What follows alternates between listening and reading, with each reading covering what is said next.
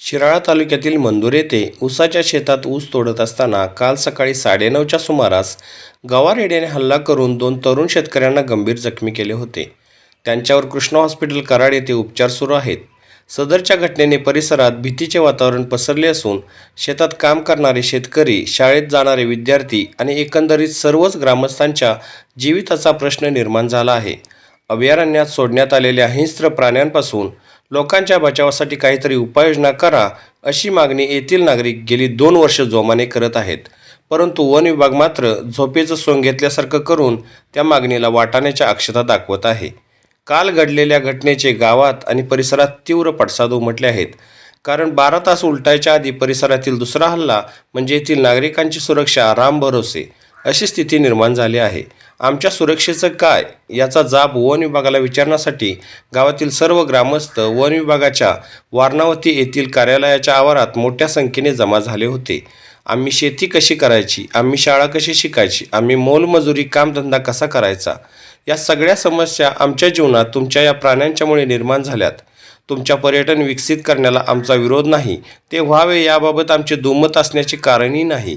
पण या हिंस्त्र प्राण्यांपासून होणाऱ्या त्रासाचं आणि आमच्या सुरक्षेचं काय याचे उत्तर आजही वन विभाग ठामपणे देताना दिसत नाही.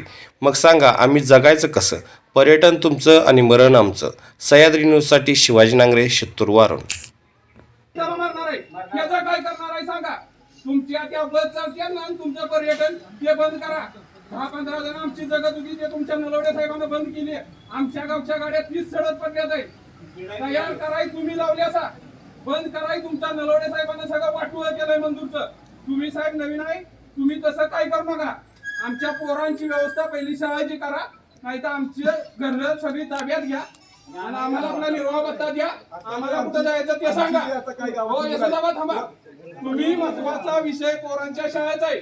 हुतात्मा मानानक सिंग विद्यालय, न्यू इंग्लिश स्कूल, जिल्हा परिषद प्राथमिक. आज माझ्या समाजाची 40 पोरं रोज चालत, 3 ते 4 बायका आणि प्रत्येक पोराचा पालक हाताला धरून पोरग घेऊन येतो त्या यार्डातलं. तुमच्या माणसांचं लक्ष नाही. उद्या त्या एकाला मारलं तर त्याला तुम्ही जबाबदार साहेब आहे का? तुमचं पैसे आग लावा त्या पैशाला, त्याची आम्हाला गरज नाही. आमच्या पोरांची व्यवस्था काय? आमच्या आजकाल 2 शेतकरी मारल्यात. त्या शेतकऱ्यांचं तुम्ही नेऊन ऍडमिट करून आता इकडे निवांत बच्चीला. त्या शेतकऱ्यांचं काय? उद्या ऊस तोडायचं आहे, ते ऊस तोडायचं का त्याला पेटवायचं ते तेवढं आम्हाला सांगा.